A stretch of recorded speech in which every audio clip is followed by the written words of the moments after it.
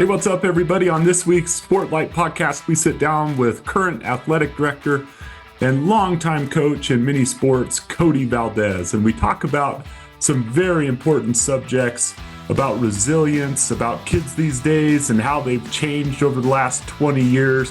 We also talk about specialization in sports and the benefits and the dangers of doing so. It was a very instructive conversation with someone who knows what they're talking about. So we hope you enjoy it. Welcome to the Sportlight podcast for parents, coaches, and athletes. The Sportlight refers to the time in an athlete's life when they have increased ability to affect the culture around them and the increased opportunity to learn life's lessons through sports. This podcast aims to help parents and coaches capitalize on their athletes' precious time in the Sportlight. The Sportlight podcast is brought to you by Especially for Athletes program.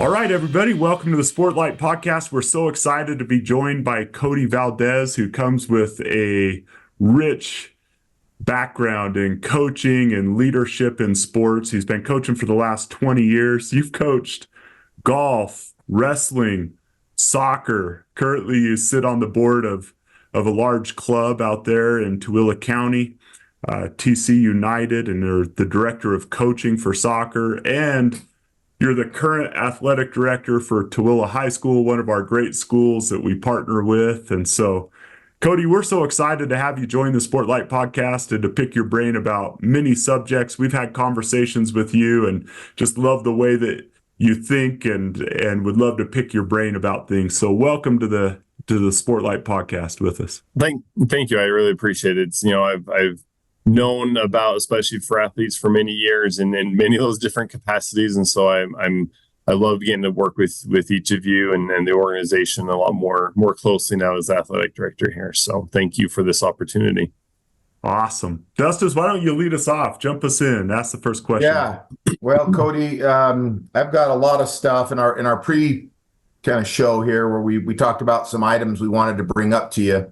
The first question that jumped out to me that I wanted to throw your way and get your thoughts on is that being in the school, in the hallways, in the classroom, you're getting a front row seat for a lot of the things that we discuss, and especially for athletes. And we try to learn from people who are on the front lines so that we can better prepare topics and messages and things to help coaches and parents and kids.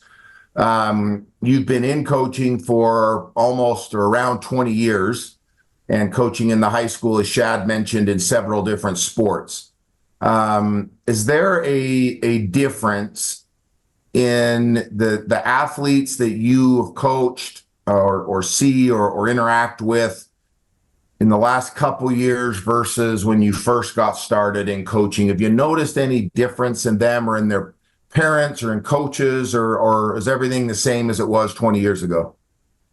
There's obviously definitely a lot of different changes that have occurred over the years, and there's so many different things that I've seen kind of develop in many different ways, and many of them are great changes. Some of them, maybe on the athletic, the coaching and the administration side, maybe a little bit more of a headache. The biggest thing for me is I think anyone involved in athletics, whether it be the student athletes, the coaches, administrator, whoever it is, that there's always going to be change, and it's how we can make the best of those changes. It's not necessarily that change is a bad thing. The big thing that I've seen over the years, and something that I've really learned to kind of have to evolve my skills a little bit more, is a lot more working with the parents.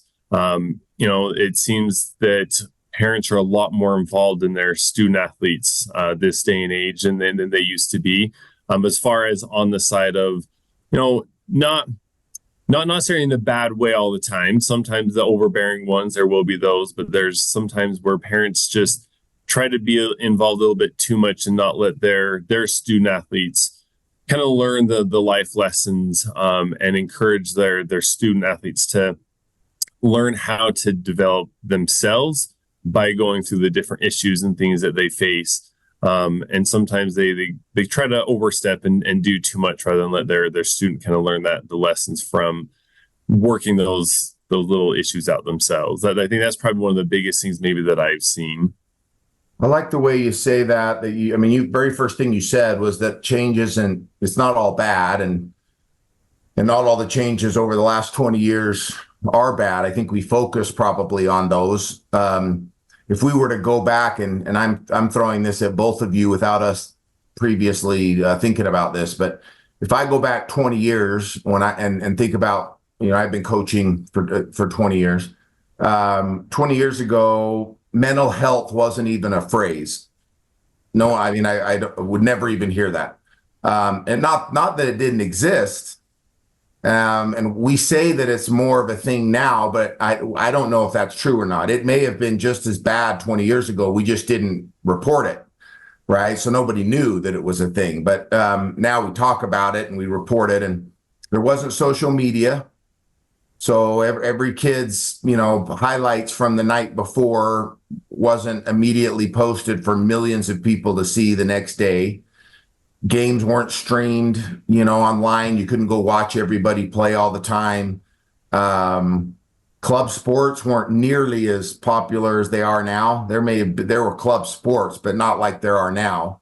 Yeah. Year-round sports, kids would play year-round in a particular sport and specialize in a particular sport, but not at the level that they do now. You had a lot more multi-sport athletes 20 years ago, than you have now. Specialization and private training and that sort of thing outside of practice at your school wasn't nearly a scene or a thing. I know that personally because my other business, I work with quarterbacks and I train them. And I know that when I started it, I was the only me and 2 or 3 others really in the country that were doing it. Now they're everywhere, right? In every sport, you can go hire somebody to do a private workout with you and everything. And it's almost, if you're not doing it, you're getting behind. That wasn't a thing 20 years ago. So I'll ask one more question, and then I know Shad wanted to fire something out at you, but because of those things, to your point earlier, they're not all bad things.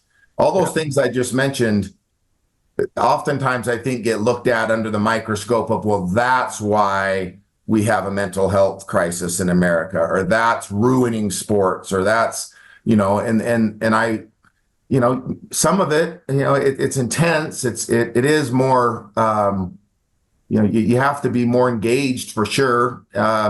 It's not that by itself, all those things I just mentioned, I think that are causing more problems. I think it's what you hit on earlier or later in your comment, and that is the extra involved. And it's not that parents weren't involved before, but yeah. I think that all of those things I just mentioned have raised the excitement and energy of parents. And it's led to some things I think that are hurting athletics and are hurting the psyche of kids. Would you agree with that or disagree with that? Yeah, I think so. I think, I know that the mental health and that is a very important aspect in athletics. And it's just kind of one of those kind of hot topics right now.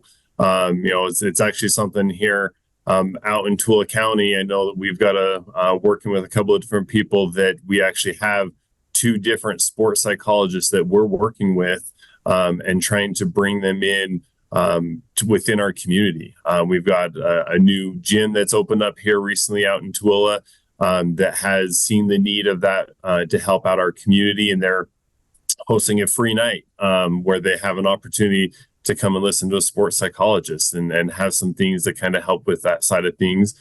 Here at Tooele High School, we're working with an alum who is going to come and present to our student athletes and talk, again, a sports psychologist kind of talking about some of the things that they see and that there is a lot involved with that. And I do agree. I think a big part of that is kind of that specialization. That is a huge change as well. As you said, over the past 20 years, I grew up playing sports, played, 3-sport athlete in high school, did all that. And it was easier then to be that 3-sport athlete than it is now because it is so much more demanding.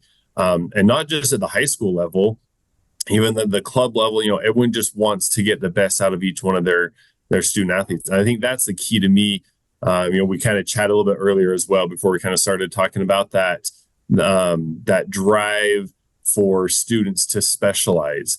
in those one sports. And it's not necessarily a bad thing. It's just every coach is trying to get the best out of their student athletes. And a lot of times they feel that doing that year round is going to be beneficial for those students. And coming back to those parents, they also want to have what's best for their kid. And that ultimately, that's what it seems to me is all these things. I mentioned about this parent involvement. It's because, again, as you said, it wasn't because they didn't care back then, but they're just a little bit more vested in their student athletes and seeing that progress. I know I've got two youth right now. I've got a 14-year-old and a 17-year-old that have aspirations of playing college soccer. And so as a parent, I'm going to push them and encourage them to do the things that they need to be able to work towards that goal. I am a firm believer in multi-sport athletes. Both my boys play multiple sports. They do soccer year round. They're big into golf, and then they do a lot of other things kind of on the side. Play a lot of pickleball. That's a big thing right now. But they do multiple things, but they do focus on soccer as kind of their number one right now. And it's something they put that into. And I think learning how to juggle all those things and learning the different values that come from each of these different sports is very important. And I love that my boys and that they've been involved in many different things. And that's a big thing for me as an athletic director now at Toole High School is I do encourage student athletes to be involved in more than just one sport. I love my boys grew up wrestling. They're no longer wrestling at this point, but I loved wrestling and golf because they get that individual component. They're part of a team, yet they're out there on their own and they have no excuses. If they make a mistake, they can't blame anyone else because it's them that's out there on the golf course or on the wrestling mat. Also being involved in soccer, is a little bit different atmosphere. And they just learn different things from different sports. And different activities. A big thing in athletics is the leadership opportunities, and I know it's a big thing especially for athletes. Is we have great student athletes who work so hard in their sport, but they're also learning to become leaders, and that is something that's important. And they get those opportunities to do that. That's what we're trying to do through educational athletics, through club sports, through high school sports and collegiate and beyond. It's more than just what you see on the field or on the court. It's who they are behind the scenes and the things that they do outside of sports that really shape who these individuals are. And that's a big thing for me as an athletic director and as a board member, for the club, the soccer club. It's that whole individual. It's every part of those student athletes that we're trying to shape into be productive citizens as they continue to grow and develop. So can I dive into something, Dustin? I love that answer. Can I ask a question about specialization? And this came up. So I read a book, Atomic Habits, and I think you all maybe have heard of it or read it, but the guy who wrote it, his name's James Clear, played professional baseball. One of the things that he points out is that maybe specialization isn't as bad as specializing too soon. And he makes the comparison that you have like Michael Phelps, who has this long torso, and these short legs, and it's perfect for swimming, right? Just perfect. But then he brought up this guy, he's a world-renowned marathon runner who has long legs and short torso, right? And just great lung capacity. And the point he makes is that if parents would have put that marathon runner in swimming, and if Michael Phelps' parents would have said, "Oh, we're long distance runners, we're going to take him and we're going to put him in running," then they never would have become what they were supposed to become. And I've heard this some other places, but I really agree with it that the danger in specialization is too soon. Especially when kids are young, let them play every sport. See what they have a passion for and natural gifts for. And those two things often coincide with one another. And then once they find their passion, it's going to be easier to work hard at it. But also, they're going to find things that just seem easier to them than they do to other people.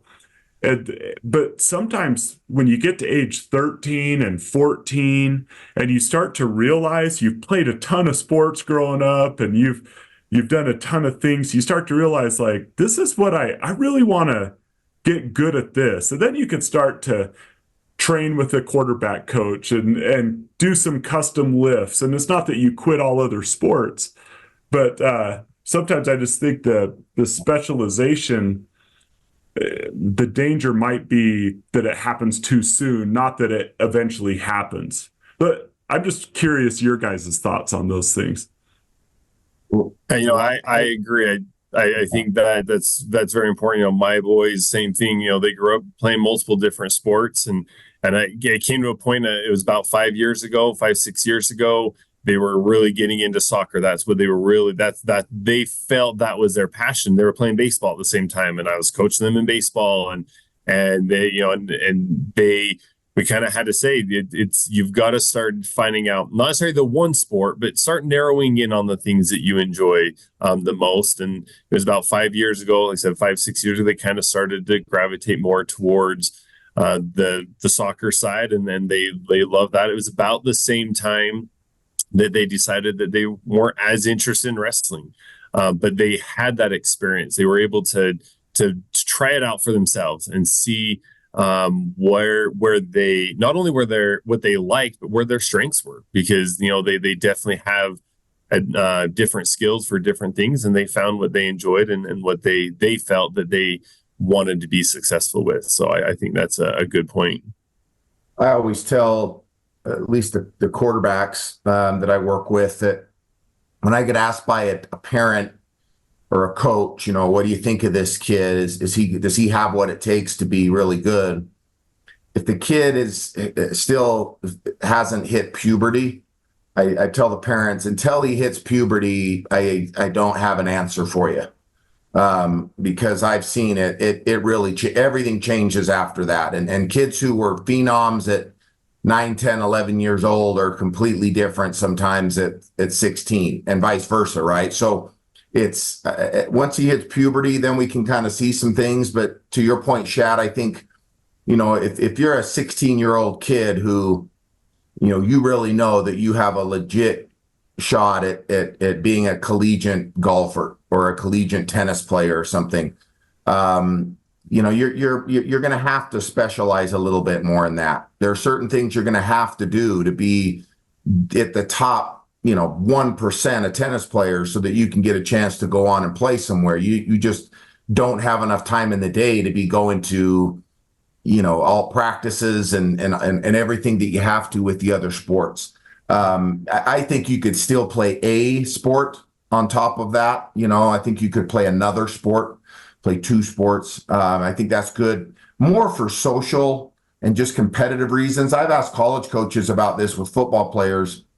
It's obvious this kid's going to be a college football player. Should he just focus on lifting and skill development and personalized training in his position? And I've had most every college coach say, we want to see him compete. So the more competition and situations with pressure that you can put him in, we want to see him compete, but not just compete. We want to see him compete when he's got pressure on him and in something that he's not the greatest at, that he's not just naturally, the best at, which, if you're a big, strong, physical football player, it might be a little bit harder to play another sport where your strength isn't quite as valuable as it was on the offensive line, right? So you're uncomfortable. How does he handle that? How does he handle being in those pressure moments when he's not the guy? There's somebody else that's the guy. And so, I know Britton Covey just a couple days ago, who's a professional football player for the Philadelphia Eagles. I was talking with Britton, and he brought this up, that the question came up somehow at a conversation that they were having, but that all but one player for the Philadelphia Eagles last season, only one did not play another sport in high school.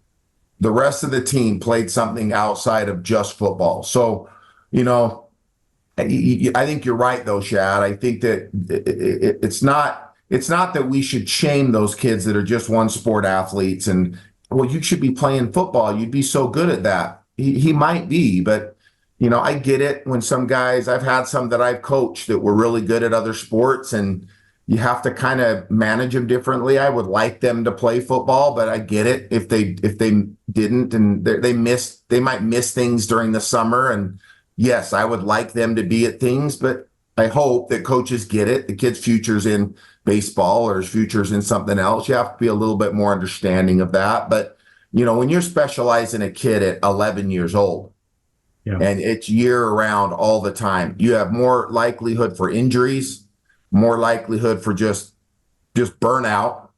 And I think the kid the social aspects of being part of other teams and doing, just having fun, it becomes a job way too early for that kid, right? Which at some point it is. You go to college, it becomes a job, right? But it shouldn't be a job for the kid, something that he feels he has to do every single day when he's 11, 12, 13 years old. And that's where I think, Shad, to your point, I agree with you. And it happens. We burn kids out, and kids get hurt because of overdoing the same movement, the same repetition so many times. The muscles aren't ready, especially pre-puberty. Mm-hmm. I think as you kind of mentioned, talking about that, the things that you learn from those different sports, I think it comes back to, the one of the main keys especially for athletes, is that resiliency. I think, you can build up that, the ability to handle situations, and dealing with setbacks in one sport. If you're a football player and you learn that, but I think by being involved in those other sports, I think a big thing that you mentioned I really like, that kind of helps in my mind with that resiliency, is being able to build that character of that individual. Is for they may love football, and they're the star player, they're a great receiver, whatever it may be, but when they go and maybe they're on the baseball team as well, they may be a sub on the baseball team. They may not be the starter. They may be the one that comes in occasionally and gets an at bat here or there, gets to play left field, and in a game when they're up by 10 runs already. And it teaches them that it's not always going to be easy. If they're always the one that's the top of the team, that star receiver, maybe they're not being pushed enough. But by being in those other sports where they do have to be challenged, it just teaches them a little bit more of accountability and that desire to always have that hunger to improve themselves, because they may not always be the star in all the other sports. And I agree that some of the other sports that these student athletes will play, they may do it more for the social aspect, and that's not a problem. Because these kids, they do need to enjoy their teenage years, their youth years. And if they're on the tennis team and it's because it's fun, or maybe they just really like basketball. They're not that great, but they love it. And so they go out and do it because it's just a change of pace. And I think that these young student athletes can definitely benefit from many different aspects of that as well. Yeah, I agree with that. Maybe this goes to another thing that we want to discuss with you. I saw this video going viral the other day, that I was like, oh man, some people are so dramatic online sometimes, and they make these statements with and I think that might be true of your experience. And the statement was about club sports. And we have great partnerships with a lot of club sports and see the good they do for kids and the opportunities that it gives them. But the statement was, this guy is going off, club sports are ruining kids and it's ruining families. And, and I'm like, nah, bad club sports are ruining kids and ruining families. But you sit on the board of TC United, which is a member of the Utah Youth Soccer Association that we have partnerships with. And I'm just curious, what advice would you give to people when it comes both to coaches of club sports and presidents of club sports and things like that, but also to parents? How can club sports be a benefit instead of what some would think is what's ruining kids and ruining America and ruining families, right? When does it cross that line, and what are some parameters that you would give advice when searching out a good club for your kid to participate in, or for those who run it to run it in an appropriate way? Yeah, it is kind of an interesting situation. There's probably not a lot of, there's definitely some, there's probably not a lot where they kind of serve on the board of a club team, but yet they're an athletic director at a high school, and there is a lot of that. And I do hear that even in my role. I've heard it for years, talking about club sports. Oh, it's over. It's going to ruin high school athletics, and there's so much into that. But my answer to that is there's so much benefit in anything, and you can find the best in every different situation. That's a big thing for me, and those who know me and work with me a lot, they know that that's a big aspect of mine. A big important part is always trying to find the best in everything. And I think there's sometimes that people look for the worst in things. There's definitely going to be bad opportunities in some of these club teams.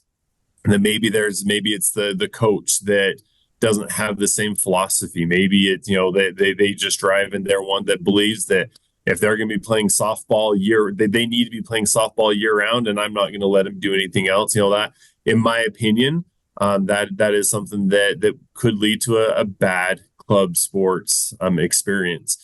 But in my I've been involved in both for close to 20 years. I've been in high school athletics a little bit longer. But in my experience, that if the two different sides can continue to find ways to work together to help each other grow and develop, that's really the key. There's so much that can be learned at high school athletics, and there's so much that can be learned through club athletics as well.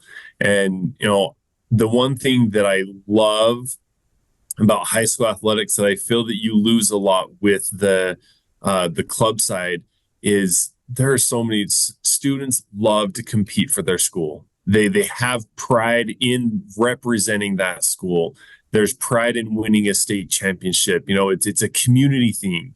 A lot of these clubs, you have the opportunity to go to different events. I'm involved heavily with soccer and looking at state cup and going to nationals and representing. They're still state champions in that way, but it's not as much of a community involvement. And so I think that a lot of these student athletes, they love being a part of that community event at the high school level. And I think, working together and finding ways to continue to work the club side and the high school athletics, I think that a big key is just finding what works for you. Every individual, every family is going to have a different perspective on what they want to get out of each experience. For me, I'm a huge proponent of a lot of the keys, especially for athletes, stand for. It's not just about the wins and losses. I mean, most people, we compete because we want to win, and that's important, absolutely. But that should always come second, especially at the youth level. That should always come second to all the other things that benefit these student athletes. I believe in one of the previous podcasts you guys with Stephen Covey, we were talking about him. I believe it was said that there was 95% of the students, of the teenagers, don't go on to play any type of sport after high school. And so it is so important that we are able to, reach and benefit all of those students, not just the 5%. That there's so much that can be learned through athletics, and finding those keys, the things that you want as a parent, the things that you want your student athletes to learn through sports can be learned in both situations. And finding a good balance, because there's great things in both organizations. And my kids and so many of those that I know are associated in both, and they're able to kind of balance that opportunity to learn from both situations and to overall benefit themselves to develop that whole person, not just in the one area.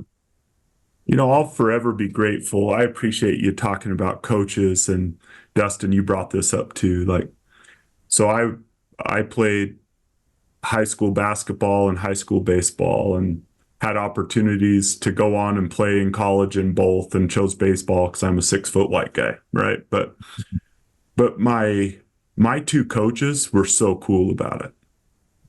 Like, they wanted me there sometimes, but I loved that it was like, hey, there's this big tournament up in Arroyo Grande for basketball, opportunity to be seen up there by, some people, some colleges, some other things.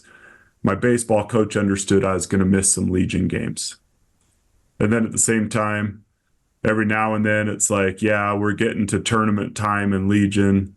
I'm going to miss all the basketball games. I'm not going to miss a tournament game in Legion, right? And I loved that I had coaches that worked together.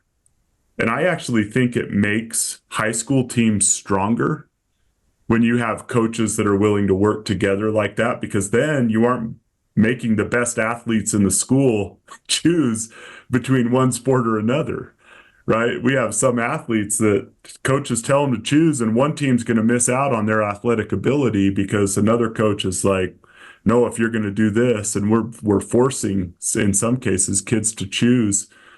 I love coaches that are willing to work together. I think it bolsters the athletic community in a school when that happens, but it also helps kids to really find out. I mean, it became obvious to me my senior year that my future, if I had one in college and stuff, would be better served in baseball.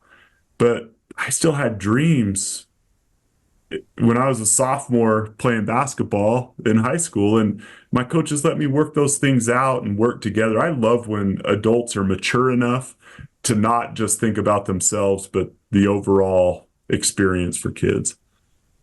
Yeah, that's the key right there, Shad, is when the adults are self-aware enough to step back and say, is my wanting this so badly for me, or is it for my son or my daughter, right? And being honest with themselves to maybe realize, I think I want this more than she does, or than he does. And that's where I think some of the specialization and the private coaching, and again, I preface that with saying I am in that industry. Outside of this, I am in the private coaching industry, so I get it. I'm part of the problem.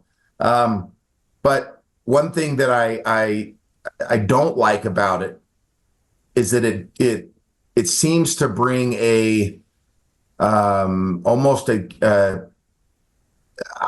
my son or my daughter, they have to play because I've spent all this money on their training the last 6 months, and the other kids haven't. They've been playing these other sports, but I've spent thousands of dollars on training and camps and all this other things, or these other things. My son's worked much harder to be a basketball player than these other ones have. And so when it comes time to now form the team, I have to have these discussions sometimes with some of the kids I train, is that just because you have put all this extra work in to this position and this sport, it doesn't mean necessarily that you're just going to walk in and take the spot now.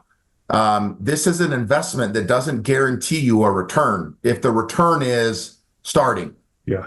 or if you look at the return as a scholarship, or the return as being all state, if that's what you're looking at, and this goes to the blog that you wrote, Shad, that everybody ripped off and plagiarized all over the country. If you've ever read something online, audience, that says, I don't pay for whatever sport, it started as, I don't pay for dance anymore. Why I don't pay for dance anymore. If you've seen any others that say why I don't play for football anymore, why I don't pay for basketball anymore, they were ripped off versions of one that Shad wrote several years ago that went viral, and they just changed the subject or the sport. But if you don't pay for dance, your purpose in writing that article, Shad, was that you're not paying for dance because you're expecting your daughters to go dance in college, which both of them have, right? That's not why you did it, though. If they hadn't done that, you were just as happy and just as proud because you were paying for dance for them to have to learn how to get up early, do hard things, fall down, fail, be coached, be criticized, be in a group, have to work with others, all the other things that come from it. And if they go get private training, that's going to come with some pressures as well. There's homework they have to do when they go home, and they're pushed to do hard things, and they got to sacrifice time with friends to come train with somebody like me or somebody else, where they could be playing Xbox or doing something else. There's lessons that hopefully are taught from that, but it doesn't promise anybody a starting spot. And it doesn't promise anybody a scholarship or a professional career in that. I think that sometimes the specialization and the private sport training disrupts, in some cases, it can disrupt the team atmosphere when you plug in certain kids who, well, I've done all of this in just this sport. It's about me now. And parents who think, I've spent way too much money. I don't care if we win or lose, but my son better have a lot of points because I spent a lot of money to make sure he did get a lot of points. He sure as heck better play. And there better be plays run for him because I spent all the. So now you get agitated parents who are, right? And I've seen it. I've seen parents who are, and kids as well, who have won games and been disappointed to the point of tears and anger after the game because they didn't get the ball a lot or they didn't have the points or the statistics, but they won, right? Right.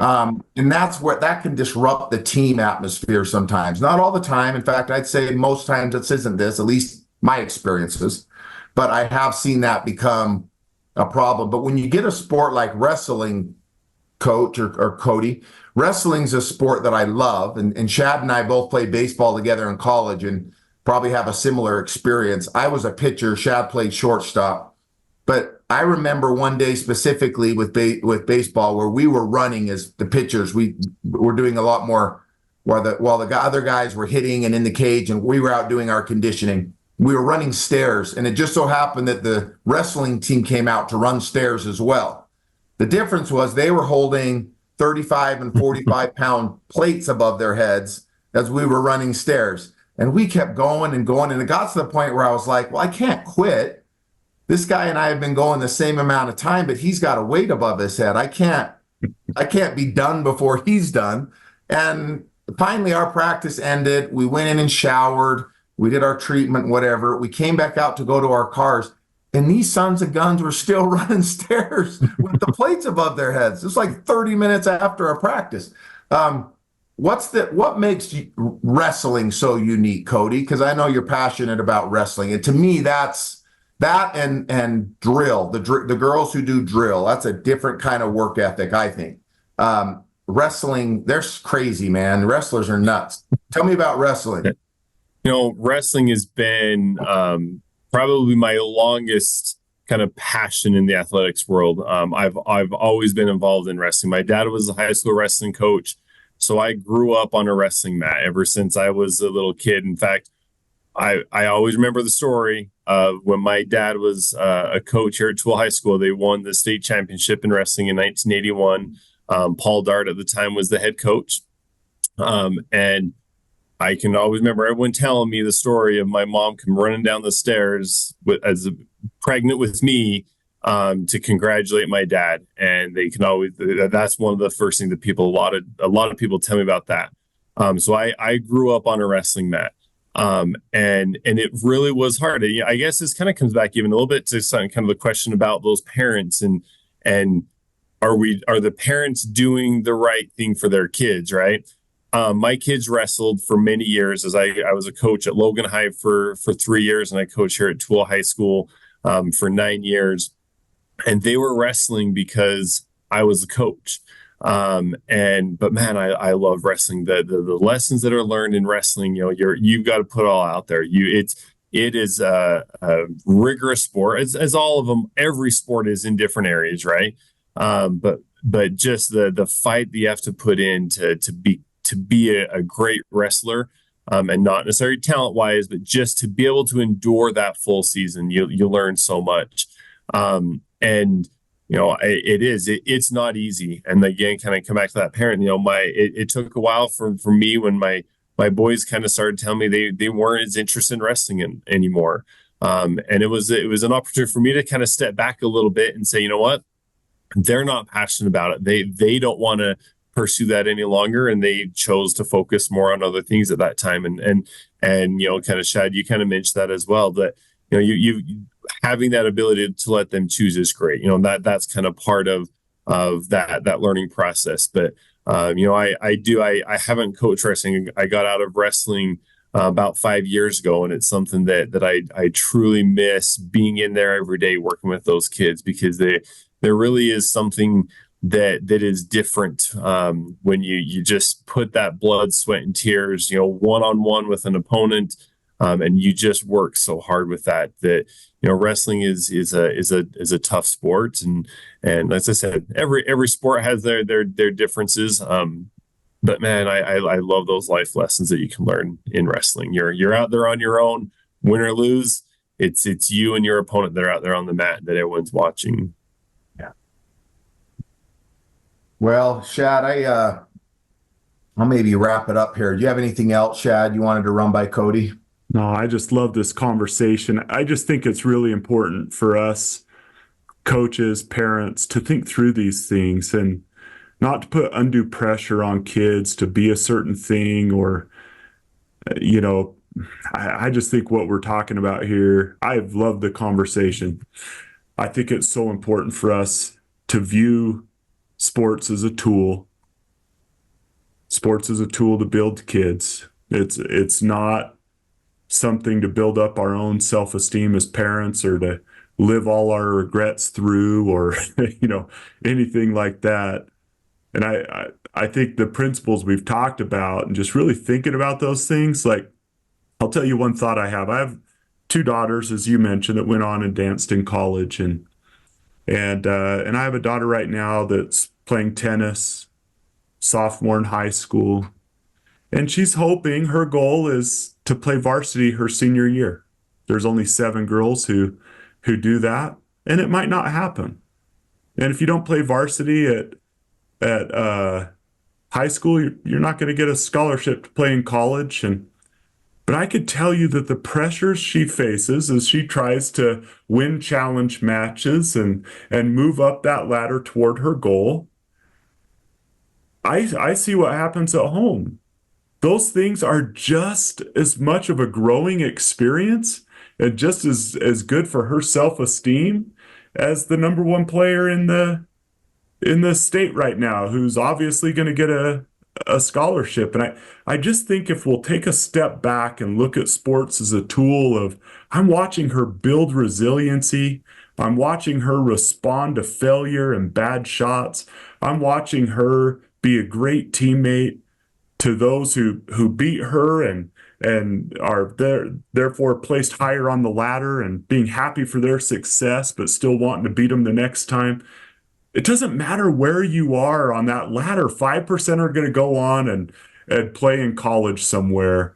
But 95%, if we'll just stop being knuckleheads as parents and coaches, which we all are sometimes, we get caught up in the emotions of it, and think about these things we've talked about today and guide them in healthy ways, they can learn so much from sports. So anyway, that was just what was on my mind. Yeah. Well, I think that's probably a good final thought. We can end on that. Cody, thank you for joining us. Shad, as always, it was awesome discussion.